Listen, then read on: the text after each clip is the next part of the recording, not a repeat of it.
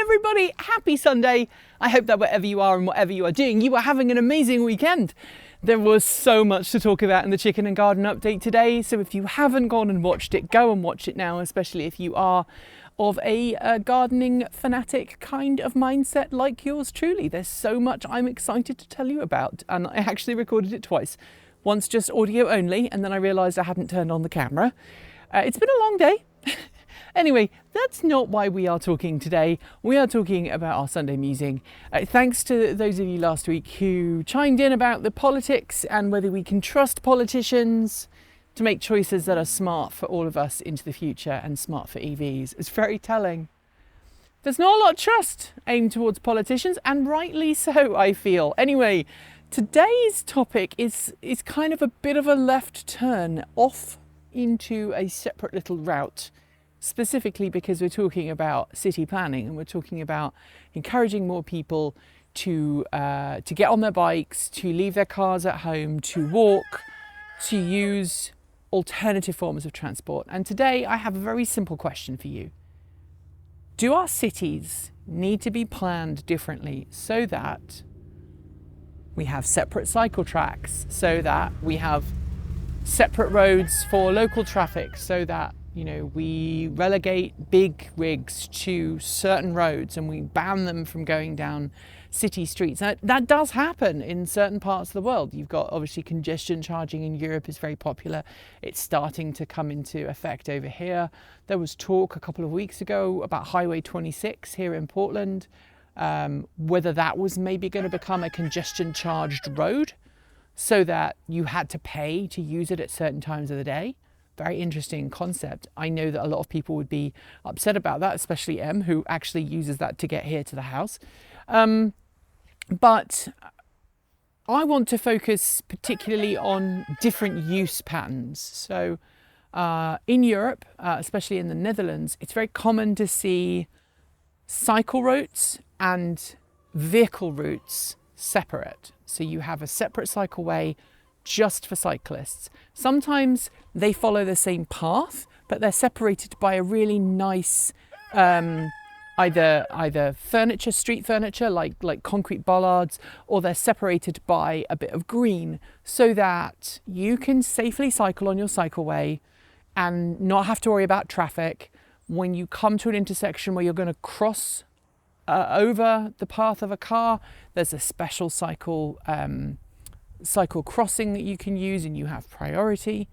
In other cities around the world, I think also in the Netherlands, we saw city centre planners actually remove all traffic signs and directions at intersections and lowered the speed limit and just made it so that cyclists and car drivers have to coexist. And they discovered that actually it reduced accidents because people were more attentive, they were more driving cars, they were more attentive, they were paying attention, they were looking more actively for cyclists, as opposed to what we have here in North America, which for the most part is just, if you're on a bike, you're on your own. I mean, we've all seen Portlandia, right? And the stereotypical Portland fixie rider who says biker rights.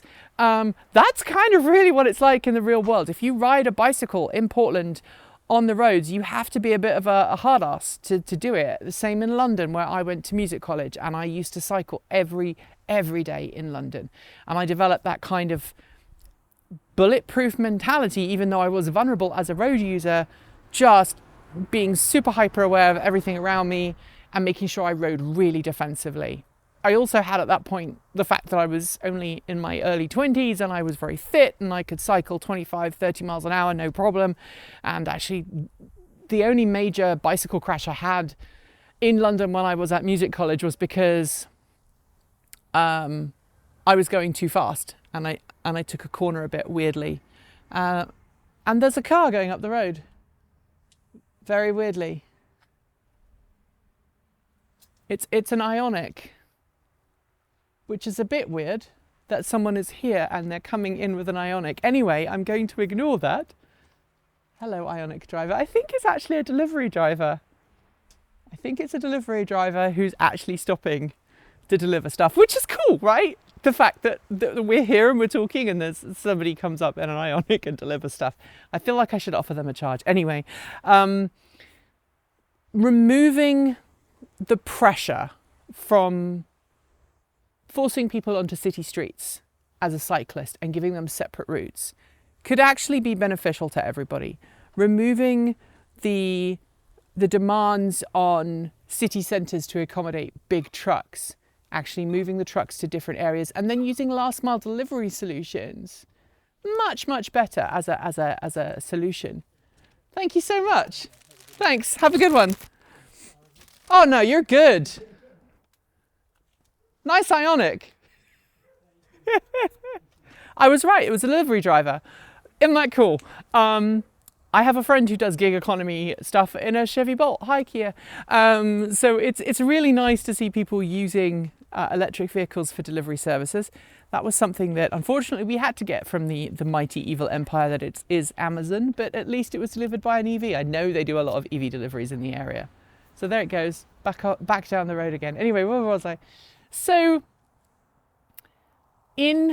obviously in rural areas like this, I'm not going to have any issues necessarily using bikes. This road is regularly frequented by cyclists, but in cities, having dedicated routes for all the different types of traffic is going to encourage people to leave their cars at home. It's going to encourage people to look at public transit more often. It's going to encourage people to stop worshipping at the altar of big, massive SUVs and pickup trucks like the one that the camera is currently sitting on, and instead look for more appropriate ways of traveling around. And I think that's going to be a really big push.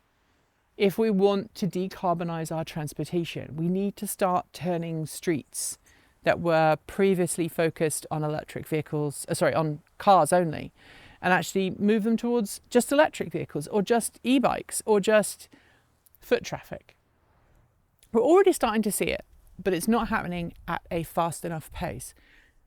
However, it's not something that's new. So back in, I think it was in the 60s and 70s, Portland, Oregon pushed back against plans for, expanding the road network in Portland. And they actually got rid of a road that was through the center of town, which is now the Riverside Park. And there's a great video on YouTube talking about that and talking about how that was reclaimed and it made city life so much better for everyone. So whether it's golf cart routes like a city in Georgia now has, where it's just golf carts, and that means that kids who are 15, 16 can drive them and get themselves around without relying on their parents taking the SUV or the pickup truck to take them places. That's a great solution. And it just means that we are taking more appropriate transit and we are managing our roads better. So tell me in the comments below, would you like to see all of the different types of traffic we have today split up and forced to use discrete separate routes that serve everybody's needs better, instead of trying to mush everybody together? I would love to know what you think. Leave your comments below. And apologies if my Sunday musing is a little disjointed. The cool guy in the Ioniq, in the white Ioniq 5, kind of put me off there a little bit for a second. But anyway, enjoy the rest of your week, and I will see you next Sunday. Thanks for joining me today, and if you've got thoughts, make sure you leave them below in our Discord chat room, or you can reach out to us on Mastodon. Thanks to the amazing list of people scrolling by on your screen right now. They are some of the more than 1,500 people that help make this channel possible by funding it through Patreon and YouTube, covering our bills, paying our team, and making sure we can be 100% independent. If you'd like to join them and see your name listed here, just follow the links below. There are a range of different tiers you can sign up for, from as little as $1 a month, or if you pay yearly, $10.08 a year.